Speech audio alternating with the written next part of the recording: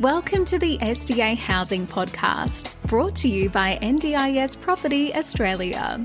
Before starting this episode, we need to provide a general disclaimer. Information contained in this podcast is general in nature only. It does not take into account the objectives, financial situation, or needs of any particular person. You need to consider your financial situation and needs before making any decisions based on the information in this podcast. And you should consider seeking independent and professional advice for your personal circumstances. All right, let's begin.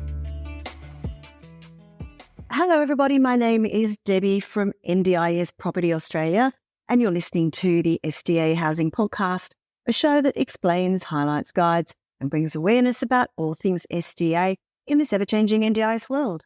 This is our monthly SDA Unlocked episode where we delve into the supply and demand data for specialist disability accommodation in different areas around Australia. Today I am going to talk about Melbourne South-East. There's been a lot of interest in Melbourne since the inception of SDA, really. We have had a lot of development go into the western areas, the northern areas, and now we have discovered that one of the biggest areas of demand is the southeast, and this has been known, I guess, now for the last year, 18 months, and of course that's where everybody's building. So we thought, let's have a look at what the data's telling us currently. Is it still a place to look at? Is it still worth going into the southeast areas of Melbourne? So those of you who have listened to my episodes in the past will be aware that the SA4 region, statistical area 4, is the ABS area that most of the NDIS data is broken down into. Also, part of it is broken down into the smaller SA3s. The SA3s in relation to the SA4 here, Southeast Melbourne, is 5. Cardinia, Casey North, Casey South, Dandenong and Monash. Just to give you a bit of an idea of the different suburbs, if you're not particularly familiar with those regions, I'll start with the one that is closest to the city, Monash. Suburbs such as Ashwood, Chadstone, Clayton, Glen Waverley, Huntingdale, Mount Waverley, Mulgrave, Notting Hill, Oakley and Wheelers Hill. Then we got Dandenong, which includes obviously the Dandenong CBD, as well as places like Clarinda, Clayton South, Dingley, Keysborough, Noble Park, Oakley South, Springvale. Then going further south, we have Casey North and Casey South. Casey North is places like Berwick, Doveton, Endeavour Hills, Hallam, parts of Narre Casey South is suburbs such as Clyde, Cranbourne, Hampton Park, Lynbrook, Lyndhurst, other parts of Narre Heathsdale and Turadon. And the final area, SA3 area in the larger SA4, is Cardinia. And this includes suburbs such as Beaconsfield, Bunyip, Cockatoo, Emerald, Garfield, Officer and Pakenham. Now, we thought that the southeast was still a pretty good area. The new data came out from the NDIS about 2 weeks ago now. So I have spent the last couple of days looking in depth at this data and analysing it, taking into account other intel we have on various pipeline data, builders information, etc., and come up with some really interesting information. Overall, for the larger SA4 of Melbourne Southeast, we got a total of 822 SDA participants who are either living in SDA or are seeking. We have a total of 256 enrolled dwellings. So that might sound like that's a massive undersupply.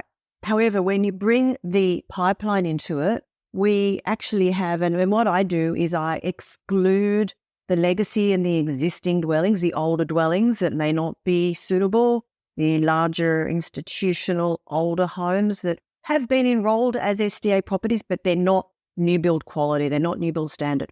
So excluding those and adding together the new build places and the pipeline places, we have a total of 680 places for a total of 822 participants. Now, when you look at it that way, we've actually got relatively narrow gap. So what I've now done is I have broken it down into each SA3. And this is where it gets really interesting. Cardinia, which has the smallest number of participants, just 59, already looks to have basically an even supply that's meeting the demand. KC North, the second smallest number of participants, 89 in total, again, has supply meeting demand. And when I say supply, I am talking about the enrolled dwellings and the pipeline dwellings. So if we take into account the legacy and exclude them from that, we still have a small demand there, but not a lot. We're looking at maybe 30 places. If we're looking at Dandenong, again, we've probably got a small demand when you exclude the legacy and existing homes. But other than that, if you're looking at the overall supply versus demand, we've actually got an oversupply in Dandenong, which does worry me. The other two locations, however, KC South, and just again to remind you which suburbs we're talking about, ones that we are getting stock at the moment are places like Clyde and Cranbourne. We have quite still a significant undersupply of SDA. When we add together all of the existing legacy new build pipeline, we've still got about 100 places short, exclude the legacy, and about 150 places short. So we definitely have a good demand in KC South, still safe to move in that area and build good quality SDA. But the area that really stands out, and look, this is no surprise, the Monash area, which is those suburbs such as Ashwood, Chadstone, Glen Waverley, Mulgrave, Notting Hill, etc., massive undersupply. It is the area with the largest number of SDA participants, 244 in total, and we have a supply of barely 63. So that is dwellings. If we break it out into places, we have an undersupply of about 182 places. So that is big. And of course, take out the legacy, a lot of legacy properties and a lot of existing old properties in this area, which makes the need for new build SDA even more chronic. We got a need for maybe 375 places to be built.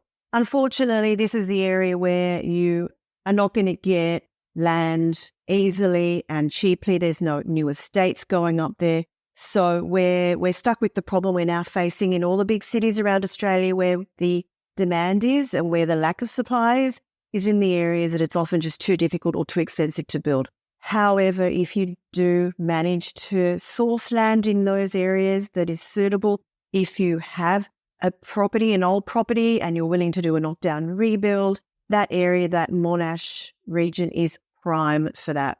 One more thing I want to bring into this, and that is just to talk about another really interesting aspect, particularly when it comes to the three areas that are, or certainly two of the areas that are oversupplied, the Cardinia and the KC North. We have a large number of the new build homes are robust. Cardinia, 31% of the new build properties are robust. In KC North, 50% of the new build properties are robust, which is unbelievable.